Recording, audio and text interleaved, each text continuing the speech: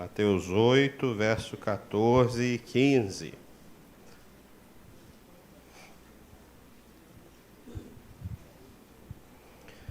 O texto diz assim, você já achou, amém? Amém. O texto diz assim: entrando Jesus na casa de Pedro, viu a sogra deste de cama com febre.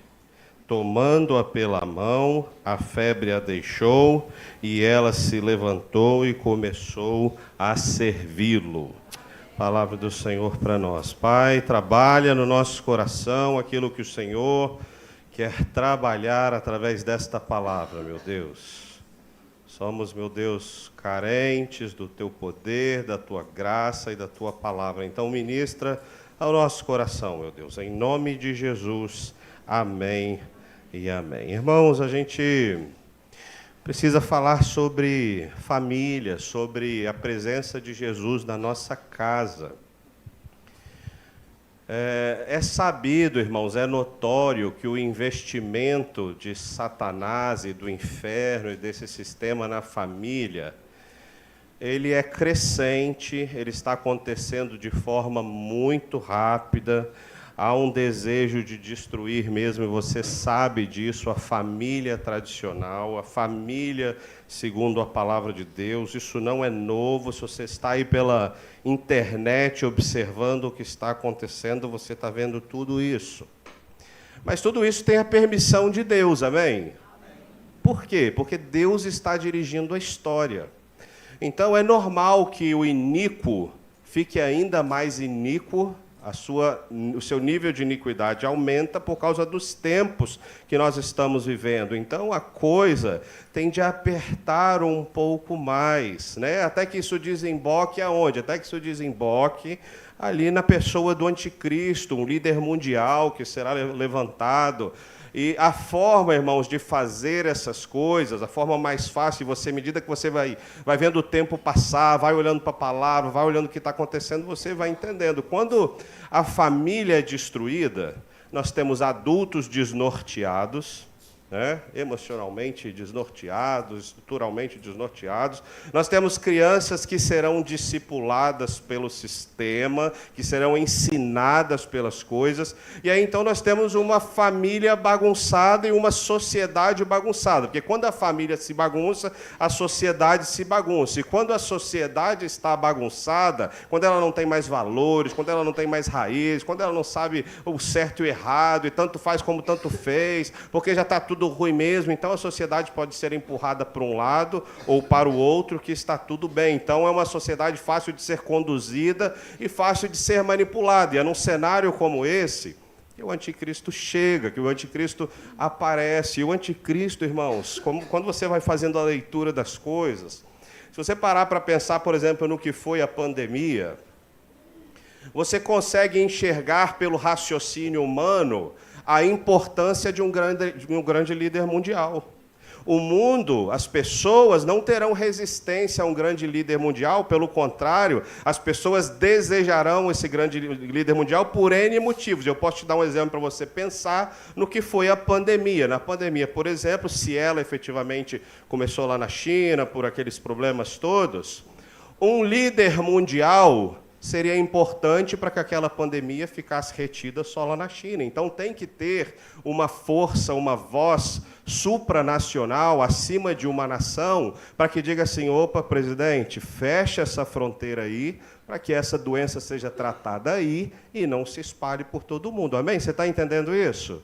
Então, logicamente falando, um líder mundial num mundo tão conectado, num mundo tão globalizado, faz todo sentido. As pessoas desejarão, porque ele trará muitas soluções para as enfermidades, para as guerras, uma voz que comanda cada país. Então, as pessoas desejarão este homem. Nós não desejaremos, irmãos, porque nós temos um entendimento na palavra de Deus quem será esse grande líder mundial.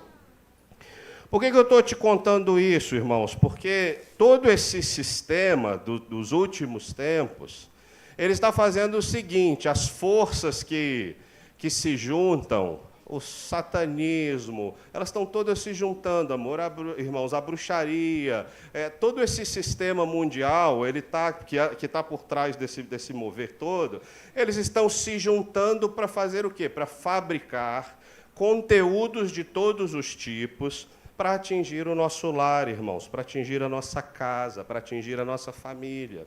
Então, são produzidos produtos e serviços, tanto de uma embalagem plástica até um papelão, com sinais, com símbolos, com mensagens, com coisas, o programa de televisão que você assiste, a série da Netflix ou de qualquer outro lugar, da Disney, onde for, tudo isso, irmãos, está sendo produzido com conteúdo intencional de alcançar a minha mente, alcançar a sua mente, alcançar a minha família e alcançar a sua família. Paralelo a isso, há uma glamorização, um embelezamento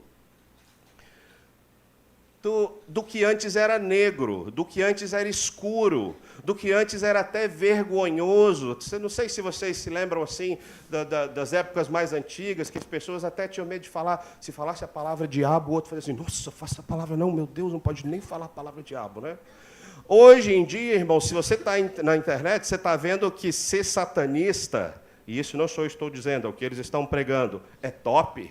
Ser bruxo é maravilhoso. Hoje em dia, irmãos, os tempos que a gente vive são bem estranhos, bem esquisitos, estou usando essa palavra, mas não é incomum você ouvir hoje em dia coisas do tipo hashtag partiu comer cadáver. É assim, irmãos. Tem alguém aqui que não está vendo essas coisas acontecendo? Tem aqui que não está entendendo. Fizeram uma abertura esses dias de um culto satânico lá nos Estados Unidos, o primeiro e maior evento de culto de satanismo, e ele foi transmitido online para o mundo inteiro assistir, e a abertura do evento era Satanás sendo entronizado, e assim, da melhor forma possível. Então, irmãos, essas coisas não estão mais escondidas, essas coisas estão todas à nossa vista. E nesse plano, as nossas famílias são alvo, a minha família é alvo, a sua família é alvo. Então, essa coisa de mensagem subliminar, os irmãos esquecem, isso está lá 2, 3 décadas atrás. Acabou, não tem mais mensagem subliminar. Tá? Eu me lembro quando eu assisti um vídeo de uma pessoa numa espécie de assembleia, e aqui eu estou falando pessoa porque eu não sei dizer se era homem, se era mulher, ou o que era, porque hoje a gente não consegue nem identificar exatamente o que é, né?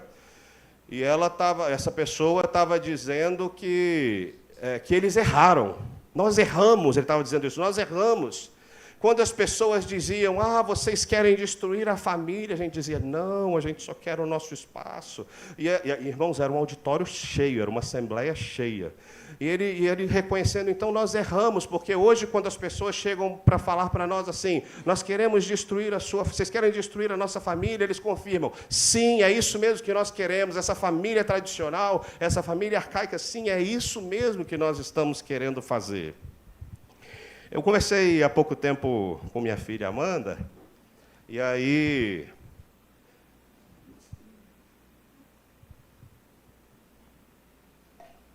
conversas necessárias, né? Conversas do lar. E aí, filha, como é que está o homossexualismo na sua sala? Como é que está seu coração? E fui, irmãos, cuidar da minha filha, trabalhar o coração dela e saber como é que está o coração dela com relação a essas coisas. Pai, tem tantas homossexual, tem tantos gays, tem tanto assim, tem tantas pan. Eu nem sabia o que era pan, irmãos, mas tem pan na sala dela. E tem assim, e tem assado, e eu fui trabalhar o coração dela, irmãos. E se você não sabe, nem precisa se envolver, não. Pan, é um negócio aí. Deixa para lá. As vertentes das letrinhas, né? Que tem o mais lá na frente, que vai de A a Z, parece polivitamínico, né? Aí, irmãos, trabalhei no coração dela, mas, irmãos, pasmem, é triste ouvir falar de meninos, crianças tão pequenas, dizendo que o menino se sente a menina que se sente o menino. Isso não está sendo ensinado nos lares, pelos pais, isso está sendo discipulado por toda a mídia, por todo o ambiente, por todo o ensinamento que está batendo nos nossos lares, nos nossos olhos, debaixo dos nossos olhos, irmãos. debaixo dos nossos olhos. Por que eu estou te contando isso? Não vai demorar muito. Em breve, quando eu tiver uma nova conversa com a Amanda, com o Isaac, como é que está lá com o Natan, como é que está lá, ele vai dizer, tem pã, tem pim, tem pó, tem pu, tem também satanista, tem também bruxo, tem também das contas, porque o discipulado, irmãos, é lá dentro do quarto, é lá dentro do esconderijo, é no acesso à internet sem limites, que os nossos filhos estão sendo discipulados debaixo do nosso nariz. E, querido irmão, a triste notícia é, se você me descobrir um jeito, me fala. Eu não sei se tem como evitar todas essas coisas. Porque eu acho que isso faz parte do viver dos dias atuais. Por exemplo, às vezes, aí o Natan está lá assistindo um desenho, é um desenho tranquilo, é um desenho de boa. Só que o desenho de boa, eles criam o episódio da ideologia de gênero. Eles criam o episódio do Halloween, do Dia das Bruxas. Então, no mesmo minuto que seu filho está assistindo lá um desenho tranquilo, maneiro, e você está ouvindo o som, você está acompanhando, não tem nada demais, daqui a pouco seu filho está aprendendo sobre Halloween, daqui a pouco seu filho está aprendendo sobre o Dia das Bruxas, daqui a pouco seu filho está aprendendo sobre magia. É no mesmo desenho tranquilo, mas que agora tem os episódios de toda a ideologia que precisa ser transmitida. Então, irmãos, eu não acho que há uma solução fácil de assim, então vamos nos enfiar numa bolha. Igreja de Jesus, vamos nos enfiar numa bolha, vamos fazer história da igreja, né? Vamos fazer aquele movimento monástico, vamos para os desertos, para as áreas distantes, e vamos nos isolar do mundo para a gente ser mais santos. Irmãos, já fizeram isso e deu errado, não é nosso chamado. Nosso chamado é estar aqui, amém?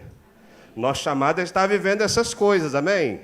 Só que nosso chamado é lutar contra essas coisas com as ferramentas que Deus nos deu, amém? Então, irmãos, eu estou te contando isso tudo porque eu acredito muito que a gente precisa aumentar a presença de Jesus no nosso lar. Precisamos aumentar a presença de Jesus no nosso lar. Estou falando de uma presença que ela sobrepuja todos esses ataques. Estou falando de uma presença que abafa todos esses ataques que a gente não consegue, irmãos, lutar contra tudo isso, não. Nossos filhos estão expostos, nossa mente dos adultos também. Eu estou falando dos filhos, mas serve para nós também, tá, irmãos? Não se engane, tá bom? Então, nossas mentes estão expostas, a gente não consegue se livrar disso tudo, e se a gente não fizer o que a palavra de Deus nos ensina, higiene mental, joga lixo fora todo dia, palavra e oração, Senhor, eu quero me livrar disso, esse ensinamento que eu estou recebendo através disso, de filmes, de músicas, de séries, de desenho, do que for, sobre nós e sobre os nossos filhos. Então, querido irmão, eu estou falando de uma presença de Jesus, que ela se estende e se expande além do nosso coração, porque você tem Jesus no seu coração, irmão, amém? Amém. Mas eu estou falando, então, de uma presença que vai além do meu e do seu coração. Eu estou falando daquela presença que Mateus nos ensina sobre ser sal e luz. Aquela presença que faz diferença onde a gente está, que muda o ambiente, que impacta todas as coisas, que não está só mudando eu e você, quem nós somos por dentro, mas está mudando também o ambiente de fora, está mudando a atmosfera da casa, irmãos. Então, eu acredito muito que a gente precisa disso. Eu gostaria de pensar com você um pouquinho nesse texto.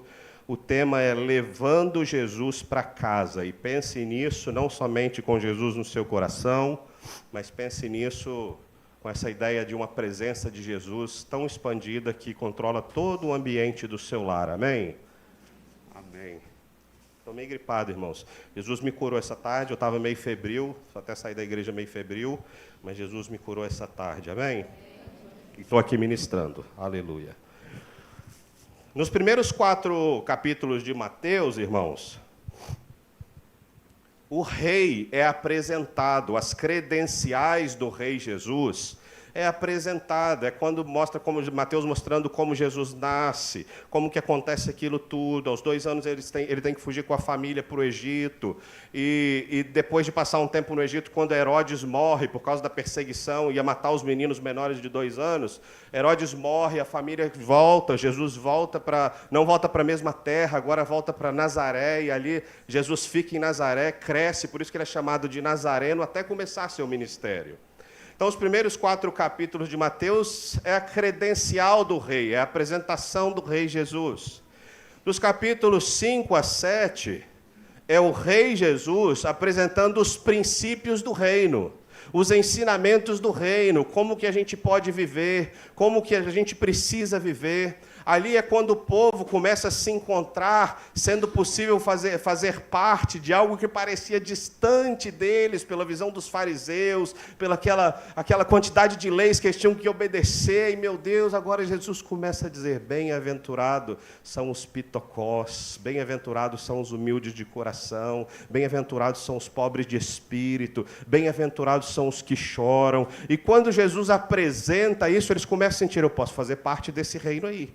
Eu consigo fazer parte desse lugar aí. Então, o reino dos céus começa agora a ficar acessível nos capítulos 5 a 7, que é o Sermão do Monte.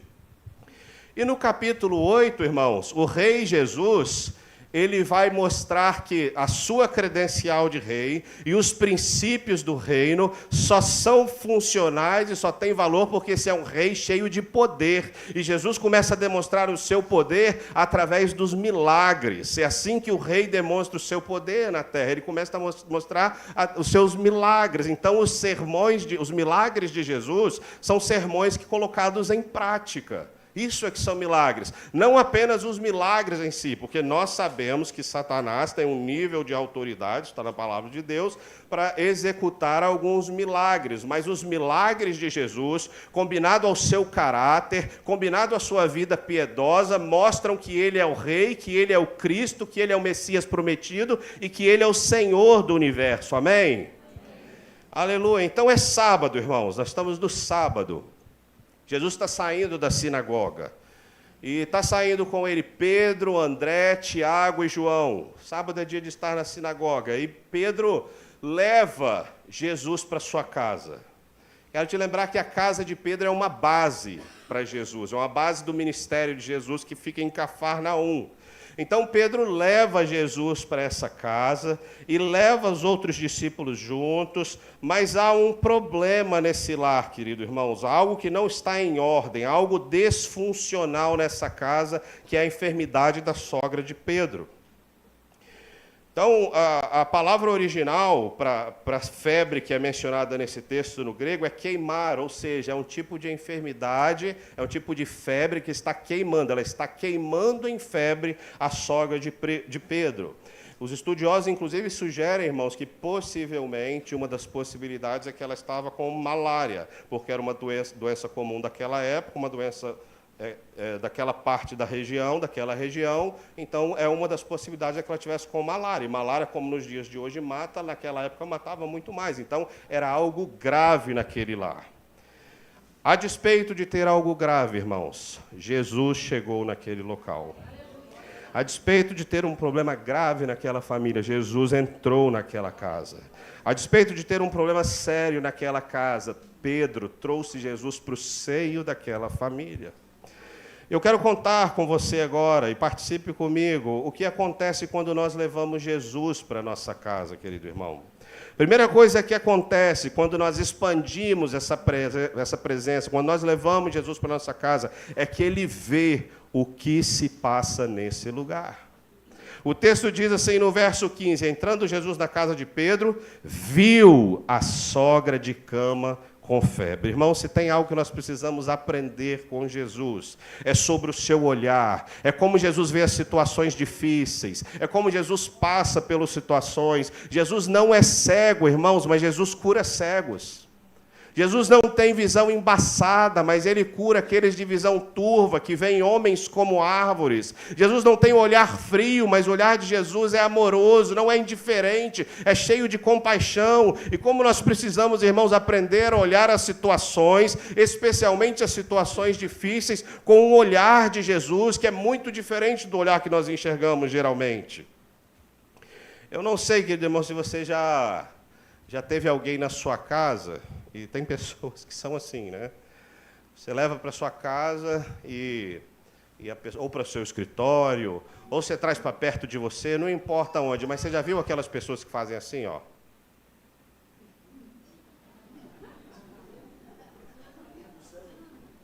Observa tudo. Já viu, Carlos? Se for perto de você, ela faz assim, ó.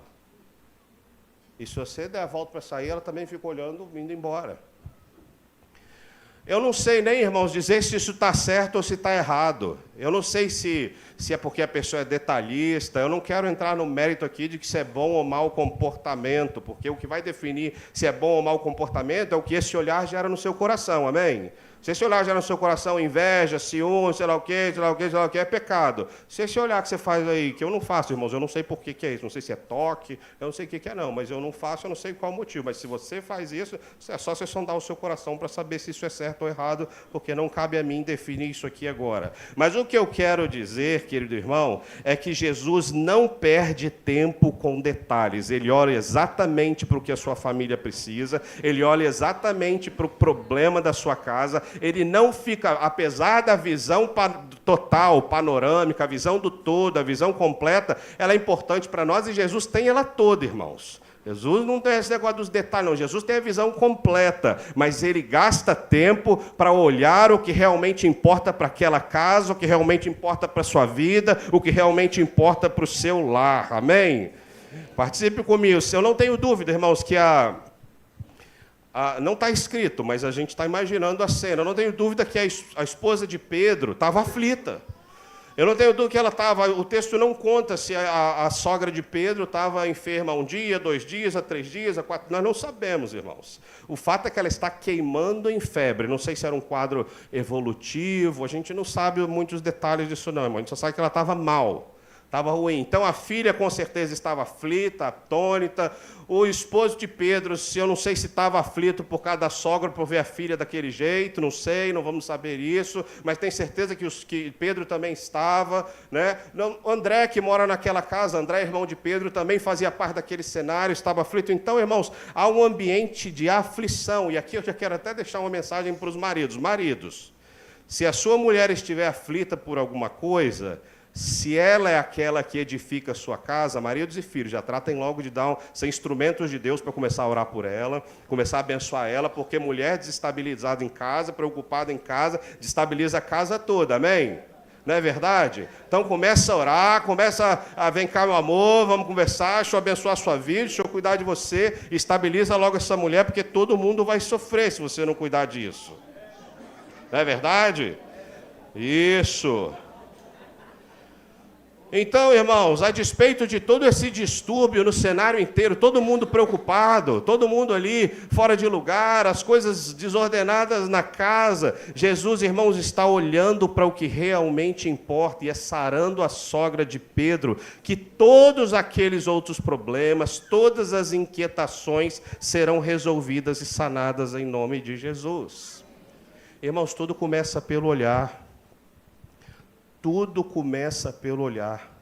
A forma que você vai colocar os seus olhos num problema, a forma que você vai colocar os seus olhos numa pessoa, a forma que você vai colocar os seus olhos numa situação, vai gerar coisas dentro de você. Gostei da Sheila, não. Gostei da Renata. E aí, irmãos, vai gerando sentimento de amor, de alegria, vai gerando sentimentos de raiva, de ódio, de sai para lá, não quero ficar perto de você, ou então fala, eu quero ficar perto de você. Tudo começa pelo nosso olhar, irmão. É pelo olhar, jovens, cadê os jovens? Que se arruma uma namorada, sim ou não? Rangel, cadê os jovens? Amém, Rangel. Receba aí, irmão. Vida longa sobre sua vida. Amém. É pelo olhar, irmãos, que se arruma uma namorada, sim ou não? Sim. Sim. Mas também é pelo olhar que se perde uma namorada, sim ou não? Sim. É, irmãos, olha para a outra do lado para você ver. É pelo olhar. Ah, mas eu só olhei, perdeu. Perdeu. É pelo olhar, querido irmão, que se valoriza uma pessoa. É pelo olhar que se reprova uma pessoa. É pelo olhar que você incentiva, vai. Mas é pelo olhar que você fala, foi ridículo, foi horrível, foi terrível, que nós condenamos. Tudo começa no olhar, querido irmão. Existe muitas vezes, na frente de nós, um copo com metade de água. Quem é você, querido irmão? Como é que você olha? É o copo meio cheio? Nossa, que incrível! Só falta metade para encher. Só falta metade para transbordar. Nossa, se eu fizer um pouquinho mais, se chover, eu já ponho o copo lá e o restante enche. E você está arrumando a forma de entender como aquele copo vai transbordar. Ou você é aquele que diz, ih, meu Deus, copo meio vazio. Ai, meu Deus, o que eu vou fazer? Ai, meu Deus, e vai acabar a água, e eu vou ficar sem água, e você fica deprimido, e você vai para o fundo do poço. Irmãos, quem é você? Porque a situação é a mesma, é um copo com metade de água. Decida como nós vamos enxergar isso. Jesus, querido irmão, olha para as coisas, Jesus vê esse meio copo sempre cheio, porque para ele não tem meio recurso, não tem mais ou menos de recurso. Jesus é dono de todo ouro, de toda prata, de todo recurso, toda esperança, todo poder. Jesus sempre vê um copo pela metade que está pronto para encher, e o nosso papel é colocar os nossos olhos um pouquinho mais parecidos com os olhares de Jesus em todas as outras coisas. Mateus 6, 22 e 23, Sermão do Monte, diz assim, os olhos são candeias, são lâmpadas que iluminam o corpo. Se os seus olhos forem bons, todo o seu corpo será bom, luminoso, cheio de luz. Mas se os seus olhos forem maus, todo o seu corpo será mau, cheio de trevas. Ou seja, você quer se encher de quê? Você está se enchendo de quê? Como é que você está olhando as lutas e as dificuldades que você está passando, que está acontecendo lá no seu lar? Como é que você está botando os olhos nessas coisas? Você está se enchendo de luz ou está se enchendo de trevas, querido irmão? Às vezes nós queremos simplificar demais, né? Na nossa visão, olha só, na nossa visão, não é num olhar um pouco mais parecido com Cristo, à luz da palavra. A nossa visão é o seguinte, se é bom para mim, se é bom para mim, é de Deus. Mas se é ruim para mim, é do diabo. Irmãos, não funciona assim, nem é simplista assim. Você se lembra do que aconteceu com Jonas, o profeta atleta, o profeta que não para de correr, corre o capítulo 1, 2, 3 e 4. É o profeta atleta que tem na palavra de Deus. Você se lembra quem que mandou, lá no capítulo 1, uma tempestade? Capítulo 1 de Jonas, foi Deus que mandou uma tempestade, foi Deus que quase matou aqueles marinheiros todos, quase quebrou o barco todo, o navio foi chacoalhado para todos os lados, mas tinha um objetivo. Qual era o objetivo de Deus para Jonas? Trazê-lo de volta para a missão, trazê-lo de volta para o chamado, trazê-lo de volta para o chamado de servo, botá-lo na caminhada de novo. Então não são os nossos olhos que definirão se é bom ou ruim, é o que Deus pensa sobre aquilo que vai definir se aquilo é bom ou não. Então nosso papel é acalme, se afaste um pouco, não saia definindo você mesmo, bateu o olho, aconteceu, o problema chegou, a coisa piorou aos seus olhos. Calma, calma, calma, calma. Jesus está controlando a sua vida, amém ou não? Jesus está controlando a sua família, amém ou não? Então fique calmo, dê tempo, vá para a oração, vá para o seu tempo com Deus, confie no Senhor, espere um pouquinho e não saia dizendo, me lasquei. Agora eu estou no céu. Era tudo o que eu queria. Nossa, agora eu me ferrei de vez. Não funciona assim, irmãos. Não importa o que você está acontecendo, o que você está passando. Você consegue dar um tempo para Jesus entrar? Amém? Tem uma história muito conhecida. Eu acho que eu já contei ela aqui em alguma outra pregação, mas eu gosto muito dela. Porque essa coisa de dar um tempo para a gente entender o que Deus está fazendo. E isso é poderoso demais, irmãos. É uma história de um fazendeiro chinês, e faz parte da cultura chinesa essa história.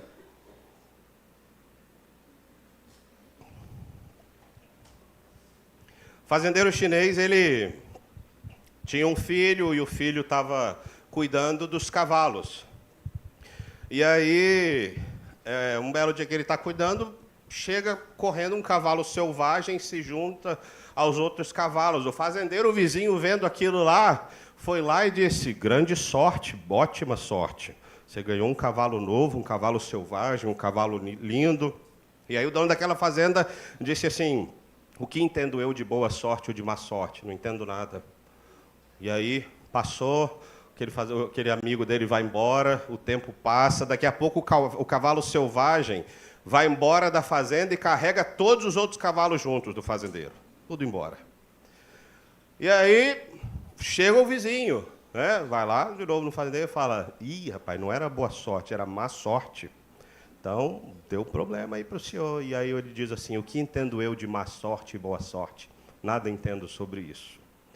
E aí passa mais um tempo, irmãos, volta o cavalo selvagem, voltam todos os cavalos que eram na fazenda e traz mais 10. Ei, que beleza. Volta o futriqueiro. Ó, é boa sorte. Esse cavalo é boa sorte, agora eu tenho certeza que é boa sorte. Ele diz: o que entendo eu sobre boa sorte e má sorte? Nada entendo sobre essas coisas. E aí, então, o cavalo selvagem, um dia que ele está sendo domesticado pelo filho e tal, e sendo cuidado, e aí aquele cavalo dá um coice e quebra a perna do filho dele. Quem aparece? Futriqueiro. E aí, era má sorte, me enganei, é má só quebrou a perna do seu filho. E aí, ele vai respondendo: o que entendo eu sobre má sorte e boa sorte? Até que o país entra em guerra, a China entra em guerra, e passa o exército recrutando. Jovem pula, jovem pula. O jovem do fazendeiro futriqueiro para dentro, mas o outro com perna quebrada, esse não serve para o exército, deixa ele em casa aí. Aí vem um fazendeiro, era boa sorte, o coice era boa sorte. Seu filho ficou aí. Irmãos, onde eu quero chegar com isso? Essa história ela é longa, ela não acaba aqui, ela continua. O que eu quero dizer com isso, irmãos, é que você precisa dar um tempo antes de dizer se é bom, se é ruim, se é boa sorte ou se é má sorte, porque Jesus é a sua sorte. Você não depende desse negócio de sorte, de azar, de horóscopo, de zodíaco, de sei lá o quê. Isso não é coisa de povo de Deus, isso é coisa de gente que não tem Jesus. Você confia no Senhor, porque o contrário disso é fazer o seguinte: aconteceu uma coisa e você já sai definindo, é ruim. Jesus está escrevendo a sua história, irmão, calma. Jesus está escrevendo a sua história. O problema é que às vezes a gente quer tomar a caneta da mão de Deus e falar: deixa que escrevo eu, porque você não sabe escrever. É isso que a gente quer fazer. Mas o chamado de Jesus para nós, queridos irmãos, é colocar os olhos em todas as coisas como Ele colocou. Amém? Às vezes nós temos um problema que é o seguinte: nós não queremos que Jesus olhe para determinadas situações, porque nós não queremos ser encontrados culpados. Especialmente se a gente tem participação no problema, na luta. Você foi o causador do negócio, você participou, você não devia ter feito, você fez. Você que percebe que você errou, você que, eu pisei nos tomates, e aí, irmão, eu não quero mostrar isso para ninguém, eu não quero mostrar nem para Jesus. Eu quero dizer para você, irmãos, que Jesus não tem um olhar furioso para mim e para você. Jesus tem aquele olhar amoroso que eu já te disse no início. E Jesus não está à procura de culpados, amém? Jesus não está à procura de culpados. Irmão, se Jesus estivesse à procura de culpados, ele já teria nos encontrado todos. Todos, e não sobraria nenhum de nós. Eu estaria na fila, sei lá com qual ceia, mas você estaria na mesma fila que eu.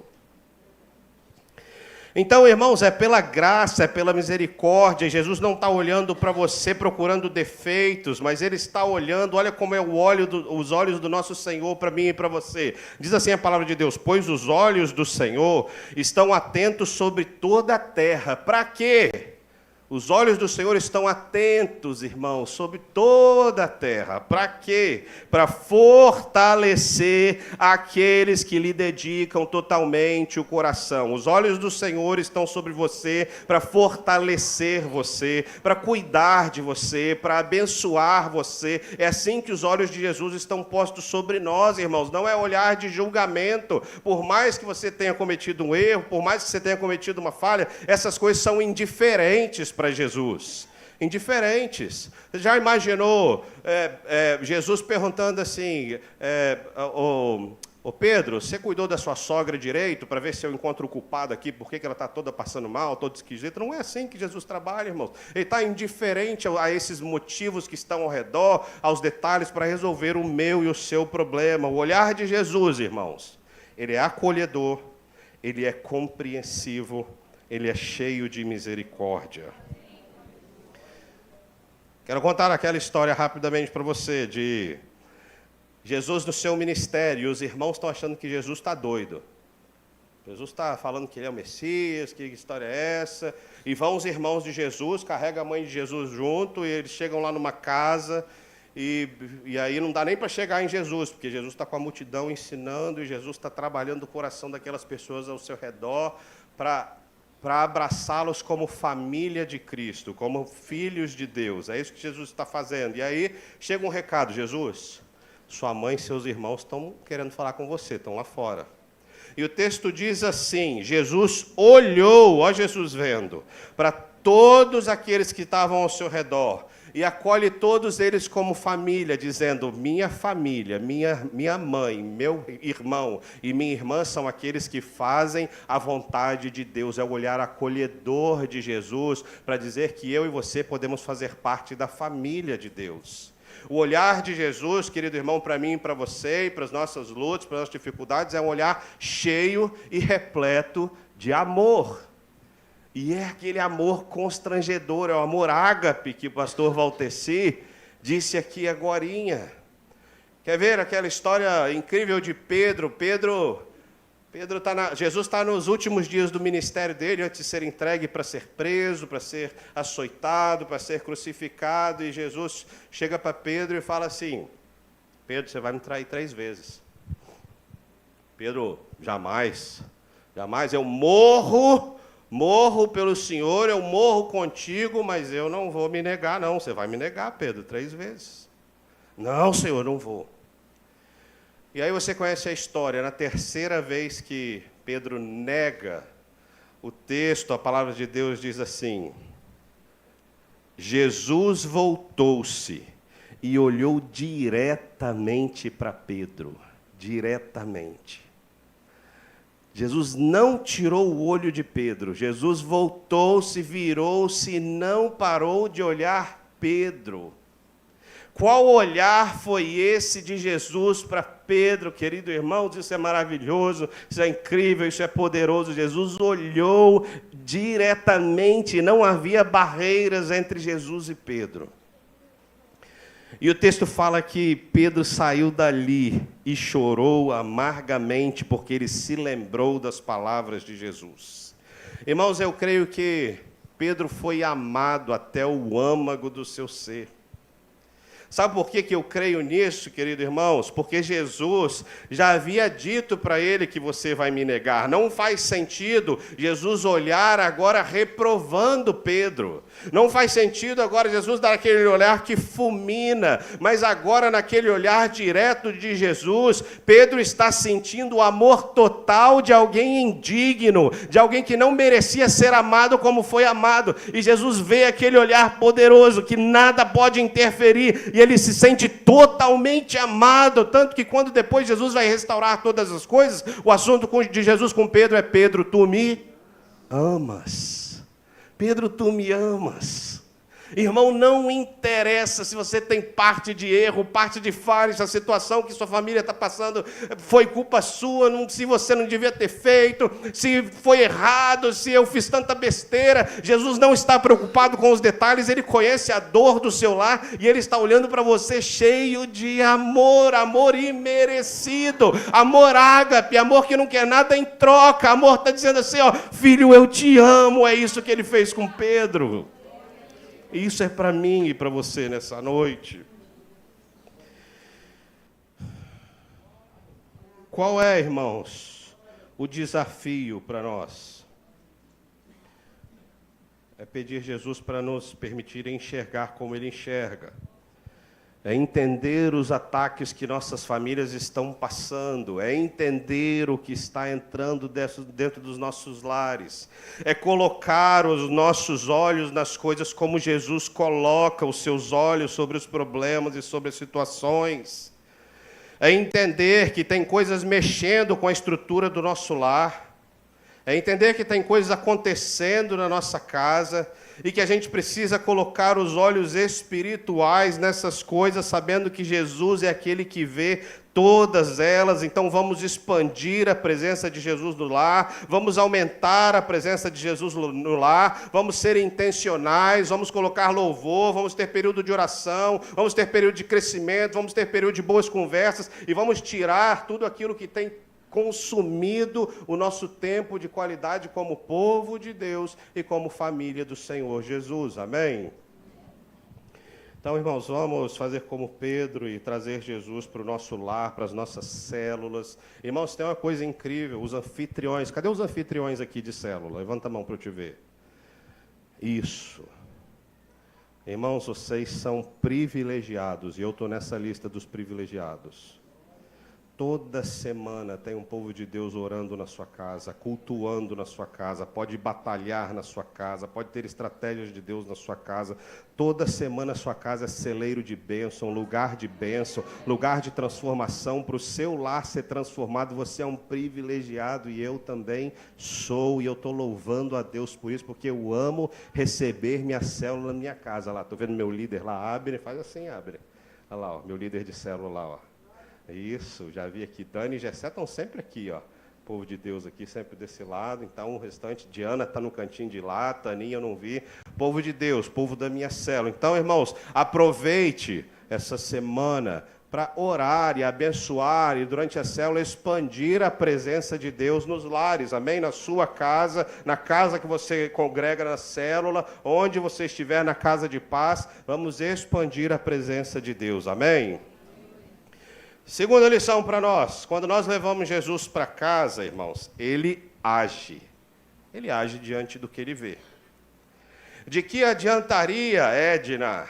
De que adiantaria ver e nada fazer, irmãos?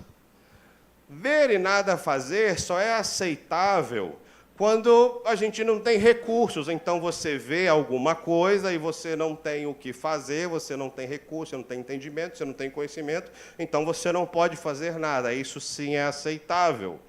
Mas quando você tem todos os recursos, irmãos, e não faz nada, aí é um problema sério, mas esse não é o caso de Jesus, amém? Jesus, irmãos, ele não lida com problemas, Jesus resolve problemas, ele age. Jesus não administra problemas, fica lá com batata quente para um lado, para o outro. Jesus é a solução para todos os problemas. Jesus não tenta fazer, Jesus pega e faz. Jesus não tenta, não há tentativas para Jesus, ele é aquele que faz todas as coisas. Então, quando nós olhamos para os milagres de Jesus na palavra de Deus, irmãos, nós nunca vemos Jesus investigando motivos, não há isso na palavra de Deus. Não há isso na palavra de Deus, buscando diagnósticos. O que causou isso? Como começou? Qual foi a primeira incidência desse problema? No seu lar, na sua casa, na sua saúde, não importa onde. Alguém mais teve contato com mais alguém? Jesus não faz essas perguntas, amor. Isso, irmãos, isso é coisa de diagnóstico humano, da nossa limitação mesmo, da nossa falta de conhecimento, da nossa falta de solução para os problemas. Então, a gente tem que investigar mesmo as coisas. Mas Jesus, irmãos, não precisa de diagnóstico. Ele é o dono de todo o poder, ele é o dono de toda a cura, e uma vez que ele viu, ele está pronto para agir. Você se lembra da mulher do fluxo de sangue? Ela estava há 12 anos enferma, 12 anos doente. Há 12 anos procurando diagnósticos, há 12 anos indo em todos os médicos. Vai em um, vai em outro, vai em outro, vai em outro, vai em outro. Ela está à procura da solução da doença dela, 12 anos enferma, 12 anos sangrando, sem uma solução. Diagnóstico certo, diagnóstico errado, gastou todos os seus recursos financeiros. Jesus nem sequer atendeu ela, irmãos. Ao tocar na orla da veste de Jesus, ao se esticar, ao tocar, ao alcançar a orla da veste de Jesus, ela foi completamente sarada. Esse é o Jesus que você serve, esse é o Jesus que nós cremos, é um Jesus que não precisa, não se importa com diagnóstico. Sabe por quê, irmãos? Porque para Jesus tanto faz se o caso é fácil, se o caso é mais ou menos, se o caso é difícil, se o caso é impossível, tanto faz, porque para ele nada é impossível. É por isso que nós oramos por uma doença incurável, pelos dias terminais, segundo a medicina, a ciência, seja lá quem for, por um homem. Não interessa o que os médicos dizem, médicos são levantados por Deus, médicos são homens de Deus, mas a última palavra nunca é de médico. A última palavra é do médico dos médicos, o dono de todo o poder, de toda a autoridade, chamado Jesus Cristo de Nazaré. É assim, irmãos. Então a gente ora mesmo, a gente crê mesmo, a gente exercita a fé mesmo.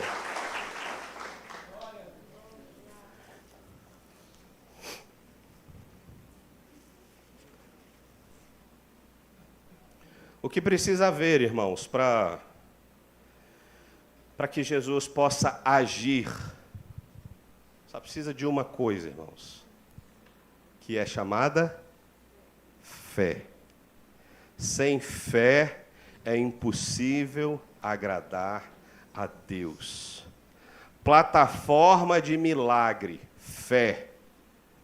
Plataforma para o agir de Deus, fé.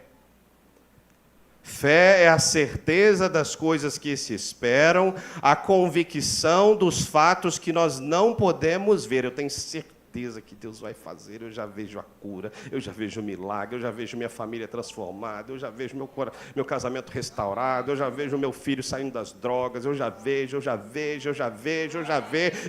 não existe nada, mas você está vendo tudo. Fé. E é isso que precisa haver. A casa de Pedro, irmãos, é uma plataforma de fé, é um lugar de fé. Sabe por que é? Porque lá estão os discípulos de Jesus, a casa de Pedro. Os discípulos estão andando com Jesus há muito tempo, estão vendo os milagres que Jesus está fazendo, estão aprendendo com os ensinamentos de Jesus, aqueles ensinamentos do reino. Eles sabem que Jesus tem toda a autoridade. A multidão reconhece, nossa, ele fala com toda a autoridade. Ele não é como os escribas, os fariseus, os mestres da lei, ele tem toda a autoridade. Os discípulos estão ali, andando com Jesus. Onde Jesus vai, os discípulos estão. Então os discípulos não têm nenhuma dúvida de quem Jesus é. Os discípulos não têm nenhum problema em acreditar que ele é o Messias. Então aquela casa é um ambiente de fé. Por isso que aquela mulher é curada imediatamente, completamente curada, após a ação e o toque de Jesus. E a sua casa, querido irmão, e o seu lar, e o seu teto, e o seu telhado, é ambiente de quê? É ambiente de fé, irmãos. É plataforma de milagre. Tem espaço para Jesus se expandir lá, sair do meu e do seu coração. Sair não, porque ele não sai, irmãos. É a palavra errada. Não é sair. É Jesus expandir, fazer diferença no ambiente. Há espaço lá na sua casa para isso, querido irmão. Você está gerando intencionalmente, como o mundo faz, como o sistema faz, gera conteúdos para nos destruir, gera conteúdos para nos derrubar. Você está gerando, você está criando, você está consumindo recursos que santificam o seu lar, que santifica a sua casa, que santifica o seu ambiente. A sua casa é lugar de músicas do mundo, é lugar de filmes que, irmãos, eu não assisto só filme evangélico não, já quero te deixar tranquilo aqui. Mas eu tenho um filtro, irmãos, e o filtro primeiro é o Espírito Santo. Se eu não sinto paz, esse aí não. O Espírito Santo já mexe no meu coração, eu vejo o tema, eu vejo a sinopse, não sei das quantas. Eu não estou falando de vamos assistir só filmes evangélicos, não estou falando disso. Se tiver como, bem, mas eu gosto de assistir lá uma aventura, um Tom Cruise, um sei lá o quê, tiro para tudo quanto é lado. Eu me divirto até, irmãos. Assistir romance com a Andiara, ela entende. A Andiara é incrível, irmãos. Ela entende os filmes, ela fica me explicando. Ela pega rápido e eu preciso de desenho às vezes. Então, irmãos, a gente assiste as coisas e está tudo bem. Mas nós estamos consumindo, irmãos, o conteúdo erótico. Nós estamos consumindo o que é depravado, nós estamos consumindo o que é ideológico, nós não estamos nos importando com o que os nossos filhos estão consumindo, nós não estamos olhando para o que está acontecendo. Qual o ambiente que nós estamos gerando na nossa casa, querido irmãos? Deus deseja transformar a mim e na sua casa num ambiente ideal para a ação dele. E quem crê nisso precisa dar espaço para Jesus entrar. Precisa mudar, precisa clicar diferente, precisa não acessar determinadas coisas, precisa abandonar determinadas práticas, precisa entender que isso aqui não, isso aqui eu vou dizer não, embora eu sempre tenha dito sim, porque eu estou entendendo que isso aqui diminui a presença de Deus no meu lar. Então, a partir de hoje, é não e ponto. Amém? Eu ouvi um U aqui, quem fez o U aí? Faz o U mais alto. Faz um U aí, irmão. Isso. Ah, Jesus, Deus maravilhoso. Você pode dar graças a Deus aí? O que acontece, irmãos, é que às vezes o agir de Deus é difícil de entender, ele aperta um pouco o nosso coração. Por quê? Porque tem coisas que Deus faz imediatamente. A cura da sogra de Pedro aqui, irmãos, é imediata, é instantânea. Jesus vê, Jesus age e ela está curada. Glória a Deus e aleluia quando Jesus age assim na nossa vida, porque Ele age. Tem coisas que Ele muda na hora, instantaneamente, no nosso coração, na nossa vida, na nossa mente, nossa família, no nosso trabalho, não importa onde, mas tem coisas que é assim, imediata. Agora, tem coisas, irmãos, que não é no nosso tempo. O agir de Deus, às vezes, nos machuca, nos deixa angustiados. O salmista, Davi é esse salmista que mostra muita angústia por causa de um silêncio de Deus, mas o agir de Deus também é assim, irmãos. João 13:17, Jesus diz assim: o que faço agora, não saberás agora, mas entenderás depois. Jesus está dizendo: o que eu faço agora, o que eu faço agora, o que eu faço agora, o que eu estou fazendo agora, você pode nem estar entendendo, o que você está passando, o que eu estou fazendo agora, você pode não estar entendendo agora, mas depois você vai entender. Então é de novo naquela coisa de tudo depende do nosso ponto de vista, de como vamos olhar as coisas, porque tem coisa que Jesus já está fazendo agora, mas nós não estamos conseguindo enxergar, é só isso, fique em paz e tranquilo, porque Ele já está fazendo, isso é o suficiente para mim e para você, amém? Você se lembra daquela história da mulher cananeia? Jesus está lá na região de Tiro e Sidom, e aquela mulher Jesus está passando, e aquela mulher está lá gritando: Senhor, filho de Davi, tem misericórdia de mim. A minha filha está sofrendo, terrivelmente endemoniada. E aí ela grita sem parar: Senhor, filho de Davi, tem misericórdia de mim. A minha filha está sofrendo, endemoniada, ela está sofrendo muito. Senhor, tem misericórdia, filho de Davi, Senhor Jesus. Irmãos, está todo mundo ouvindo. Multidão está ouvindo. Discípulos estão ouvindo. Jesus está ouvindo. E Jesus continua andando. Senhor! E ela não para. Até que os discípulos vão até Jesus e dizem assim: Senhor, manda essa mulher embora, porque ela está gritando atrás de nós aqui. E os discípulos já estão achando também que Jesus não quer fazer nada, que Jesus não está a fim de resolver a situação dela, que Jesus não está interessado no problema dela. Então os discípulos já estão assim: Senhor, manda essa mulher embora, essa mulher está enchendo as paciências de todo mundo. Mas aquele silêncio de Jesus, queridos irmãos, faz parte do processo do que Deus está construindo na vida daquela mulher. A fé daquela mulher está sendo provada, a fé daquela mulher está sendo testada. Jesus quer saber até onde ela vai, até onde ela consegue. E você conhece a história, a partir do momento que ela alcança Jesus, e ela não desiste, e ela se prostra aos pés de Jesus em adoração. O milagre a alcança, independente do silêncio inicial, e a filha dela é liberta imediatamente. Aleluia! Querido irmão, ninguém pode parar o agir de Deus. Ninguém pode parar. Quando Ele age, nada mais pode parar. Agindo Deus, quem? Ninguém. Ninguém impedirá o agir de Deus. Jesus tocou, irmãos, na mão da sogra de Pedro. E ela se levantou. E esse mesmo Jesus, Ele está pronto agora, nessa noite, nesse momento. Ele está pronto para levantar você, sua casa, sua família. Tem fé aí no seu coração? Tem fé no seu coração? Tem ambiente de fé na sua casa? Se não tem, irmão, começa a gerar, começa a mudar, porque a presença de Jesus vai se expandir no seu lar. Você crê nisso? Então trabalhe por isso, amém? Já vamos encerrar. Vamos encerrar, ainda temos que cear. Terceira e última lição, mais curta. Jesus nos levanta, depois que Ele vê, depois que Ele age, Ele nos levanta. Para quê, querido irmão? Para servi-lo e servir os nossos semelhantes. Isso está na segunda parte do versículo 15, que diz assim, que ela então levantou-se e os serviu. Irmãos, aqui está o propósito da nossa vida. Servir o Senhor Jesus e servir ao próximo e servir ao nosso semelhante. Aqui é o propósito, irmãos.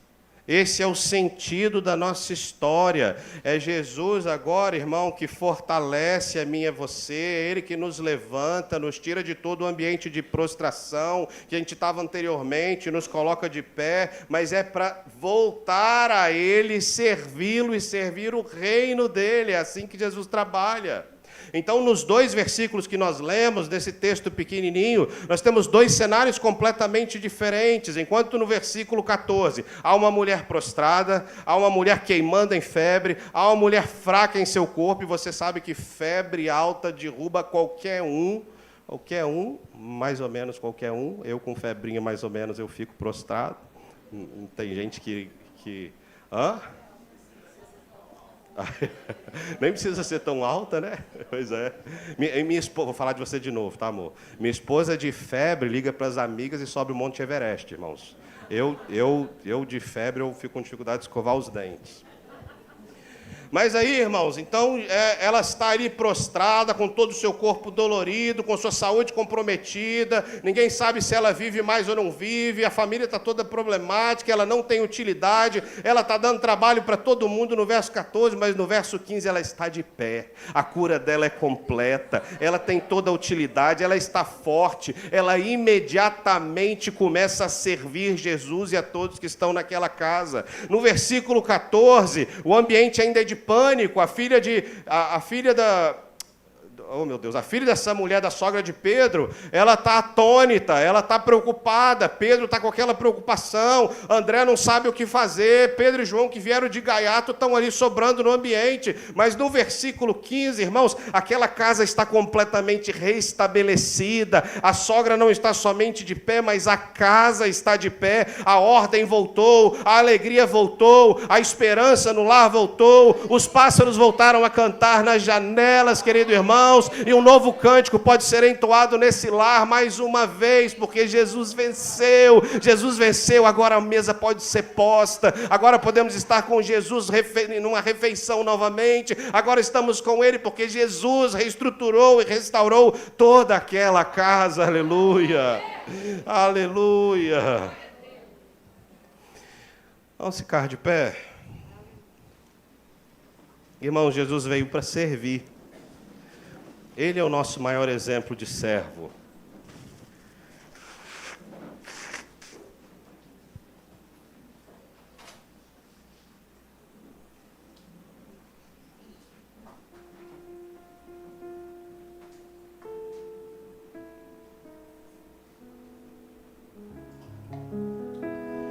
E Filipenses 2... é sempre um bom texto para a gente se lembrar o que é a humildade de Jesus, o que é o servir de Jesus. É aquele homem que não se apegou em ser forma de Deus, mas ele se esvazia e ele se faz homem, e ele serve, e ele morre, a morte mais humilhante daquele tempo, que é a morte de cruz, para nos ensinar que maior é o que serve. Então, irmãos, toda a ação de Deus na nossa vida, tudo agir de Deus, tudo que Jesus vai fazer, Ele já começou a fazer no seu lar, na sua família, a presença expandida dEle lá, células que vão acontecer cheio do favor de Deus, cheio da presença de Deus, o que Jesus vai tocar na sua vida, no seu casamento, nos seus filhos, tudo isso, irmãos, é para te trazer de volta, para servi-lo em primeiro lugar, e depois servi-los aqueles que Deus coloca ao nosso lado, amém? É para isso, irmãos, é o sentido da nossa vida. E muitas vezes a gente não recebe algumas coisas porque pedimos mal, a palavra de Deus fala sobre isso. E às vezes parece que o agir de Deus não nos alcança. E Ele que sabe de todas as coisas e conhece todos os corações, talvez Ele sabe que você, ao receber a ação de Deus, você vai para longe. Ao receber o milagre de Deus, você vai desfrutar e esquecer de quem lhe entregou isso.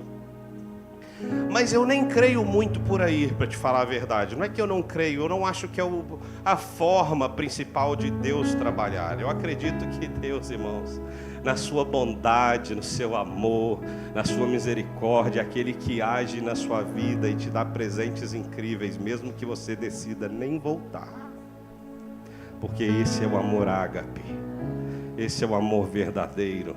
Ele te dá, Ele te abençoa, Ele te cura, Ele te salva. E Ele gostaria que você lhe devolvesse o coração através do servir. Mas Ele nem espera por isso. Se você der as costas, Ele já pagou o preço por você. Ele já te amou plenamente. E Ele suporta isso. Esse é o Deus que a gente serve. Esse é o olhar amoroso de Jesus para Pedro. Pedro, tu me amas, restaurando aquele homem. Então, querido irmão, o que é servir? O que é servir a Jesus? Servir Jesus está muito distante de... eu vou na igreja. Às vezes você vai evangelizar por aí, você vai falar de Jesus para alguém, a pessoa fala, não, eu vou na igreja. Às vezes é a primeira resposta automática, eu vou na igreja. Mas, queridos irmãos, servir a Jesus nunca teve a ver com sair fazendo, fazer. Servir a Jesus tem a ver com ser. E quando nós somos, nós fazemos. Pessoas que fazem não quer dizer que são. Os fariseus faziam, mas não eram. Pessoas que são, fazem. Então os salvos fazem, os salvos servem. Então servir a Jesus significa dedicar sua vida a Ele. Dedicar sua família a Ele, dedicar seu trabalho a Ele, dedicar sua história a Ele. Isso é servir a Jesus. E o convite dele para nós, nessa noite, irmãos, é assim, se você permitir que a minha presença se expanda para além dos seus corações e se expanda especialmente no seu ambiente do lar, para eu cuidar de ataques que estão acontecendo sem parar, irmãos, e não vai parar até a volta de Cristo. Eu quero te garantir isso, eu quero te garantir. Não é uma coisa que nós vamos fazer hoje, ministrar hoje, e você vai ficar empolgado essa semana, e a semana você vai falar, Senhor, então agora eu vou mudar minha playlist, agora eu vou fazer isso, e Senhor, eu vou ter um momento aqui de louvor alto para a gente estar junto, e nós vamos ter boas conversas na mesa, e agora eu não levo mais o celular para a mesa essa semana, e agora não, e você faz tudo empolgado, irmãos. Mas o ataque, quando você desempolgar, o ataque não vai desempolgar não, irmãos. As estratégias do mundo e desse sistema não vão desempolgar jamais. Estou te garantindo isso. Isso faz parte de Deus escrevendo a história. Ele vai cuidar de todas as coisas até que as cortinas se fechem. Até que virá aquele grande dia, o esperado dia. Ora vem, Senhor Jesus. Ora vem, Senhor Jesus. Maranata, vem, Senhor Jesus. O dia que nós subiremos, nos encontraremos com Ele nas nuvens. Até lá, irmãos, permaneçamos fiéis, contando com o agir de Deus, aprendendo com Jesus, cuidando do nosso lar, revendo. A gente precisa rever o tempo todo, é um exercício. Ora a gente dá ai meu Deus, me fortalece. Eu não sou diferente de você, irmãos. Eu não sou igual. Às vezes eu estou, Jesus, socorro.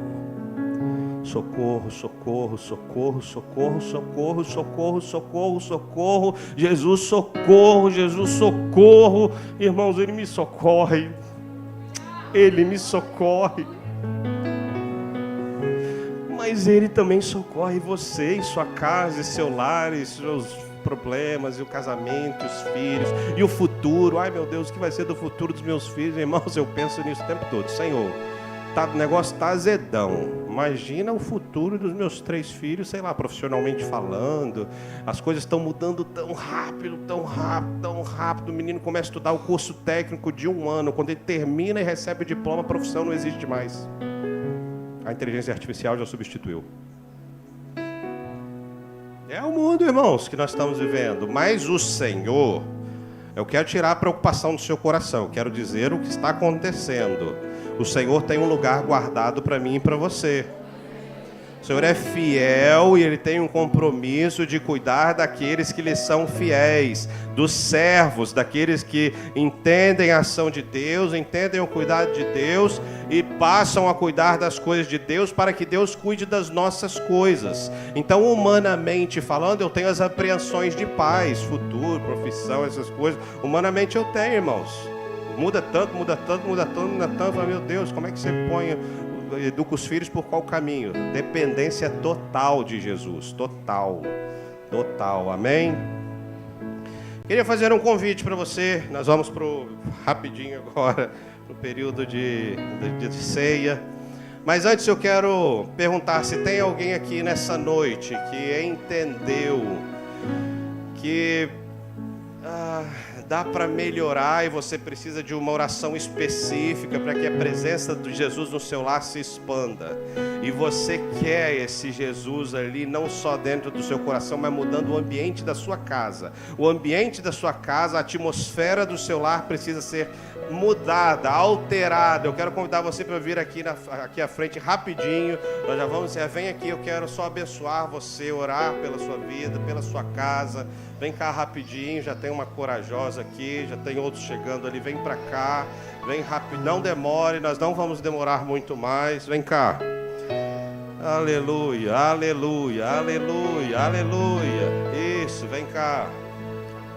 E eu quero também, tá, irmãos? Eu preciso, tá? Desejo muito uma presença que se expanda mais e mais. Mas às vezes você está passando por um problema tão difícil, uma luta tão específica, o ambiente lá azedou geral. Jesus é aquele que vê, Jesus é aquele que age, para que você depois sirva-o. Amém. Também quero convidar, a exemplo do que já chegou aqui na frente, como é que é o seu nome, irmão curado? José Aldo? José Carlos. José Carlos veio aqui para entregar a vida para Jesus. Ele quer esse Jesus no coração dele. José Carlos. Mas se tem alguém igual o José Carlos que sentiu o desejo, meu Deus, eu quero servir esse Jesus. Meu Deus, eu entendi que eu preciso desse Jesus na minha casa, na minha vida. E começa primeiro pela vida, irmãos, para depois expandir para casa. Não tem como Jesus estar lá no seu lar se Ele não entrar primeiro no seu coração. Ele começa cuidando de você. Depois que Ele cuida de você, Ele vai cuidar do que está ao seu redor. Mas primeiro é do seu coração. É assim que Jesus trabalha.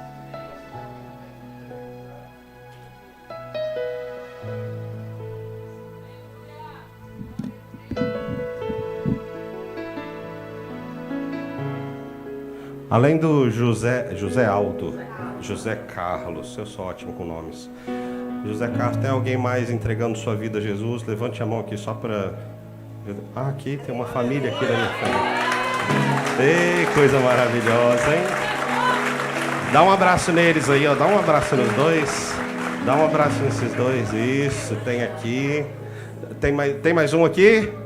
Aleluia! Você pode aplaudir o Senhor Jesus? Isso. É sobre isso, irmãos. É sobre ser cuidado por eles, né? Quero chamar, vem cá na frente um pouquinho, só chegar um pouquinho mais. Vem cá atrás dele aqui, Rangel. Vem cá, João. Isso. Vou fazer uma oração primeiro por vocês, depois vou orar por todos os outros. Mas vocês vão repetir, tá bom? Tudo bem? Vocês 4 podem repetir, tá bom? Tem mais alguém? Quero dar uma última chance. Tem mais alguém que quer vir correndo entregar sua vida para Jesus e servir esse Senhor? Eu quero te dar uma última chance. Por que eu quero te dar uma última chance, irmão? Querido irmão que está aqui me ouvindo. Porque Jesus, Ele ainda é o nosso advogado. Ele ainda está em sua defesa. Ele ainda vai diante do Pai para dizer, não, Ele merece o meu favor.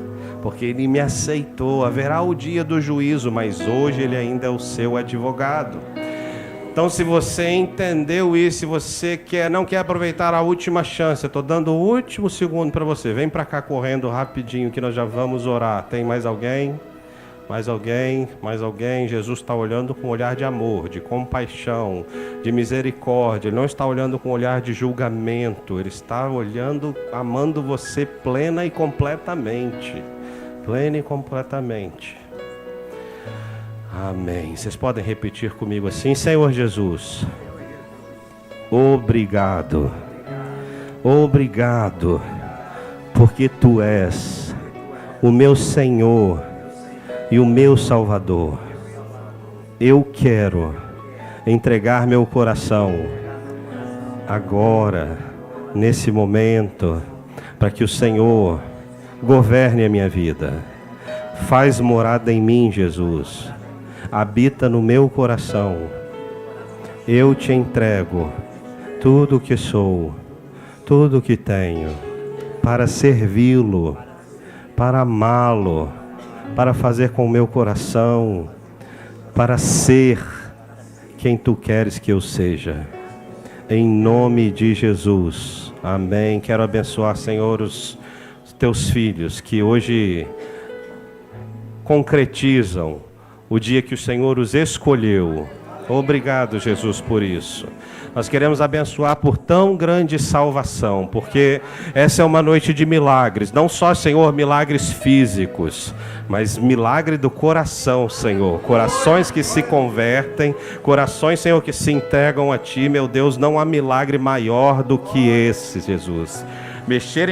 Mexer em corações duros, Senhor, mexer em corações que ninguém pode alcançar. Tu és aquele que alcança e não há milagre maior do que esse. Em nome de Jesus, entregamos os Teus filhos e Te agradecemos por essa noite, em nome de Jesus.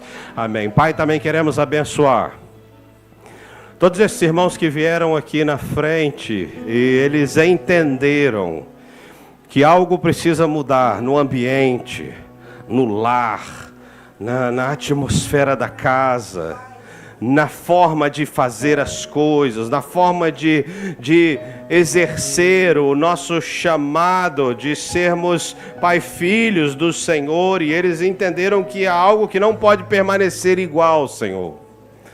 Eu Te peço, meu Deus, que primeiro o Senhor trabalhe no coração deles, primeiro no coração, Senhor, primeiro movendo as estruturas que o Senhor quer mover. E aqui pode ter pessoas que estão pelos filhos, aqui pode ter pessoas que estão pelos pais, aqui pode ter pessoas que estão pelos irmãos, aqui pode ter pessoas, meu Deus, que estão pelos avós, eu não sei, aqui pode ter pessoas porque estão mal espiritualmente, porque não percebem que o seu lar representa um pedacinho do céu, porque entenderam que o lar não está santificado. E meu Deus, eu Te peço que haja primeiro no coração de cada um deles o arrependimento que é necessário para a mudança.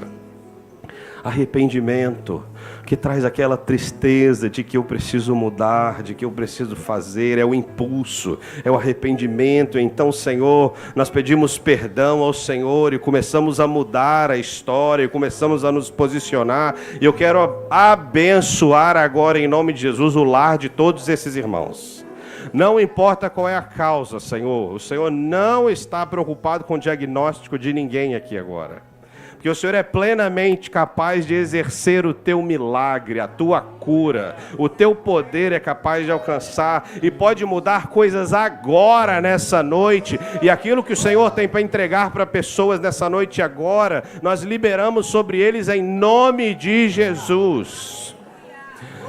E aquilo, Senhor, que o Senhor quer fazer através de um processo, talvez não imediatamente, talvez na caminhada, fortalece os pés e as mãos para essa caminhada, os braços para as escaladas, daquilo que o Senhor quer fazer, mas que haja sempre um povo fiel, desejoso em trazer de novo a presença do Senhor para casa, a presença do Senhor expandida, a presença do Senhor que não fica retida a um ambiente, mas que ocupa sala, quarto, cozinha, banheiro, e todo o pecado que existe é lançado fora em nome de Jesus, para que entre a tua luz, para que entre a tua presença e para que entre os teus anjos, Senhor. Então nós abençoamos todas essas vidas, todas essas casas, todas essas famílias, todas as células que estão representadas aqui. Nós abençoamos as células. Tem aqui líderes de células, Senhor, tem aqui supervisor de células, Senhor. Nós abençoamos todos que estão representados aqui com a tua poderosa mão, em nome de Jesus. Amém e amém. Aplaude o Senhor, volta para o seu lugar.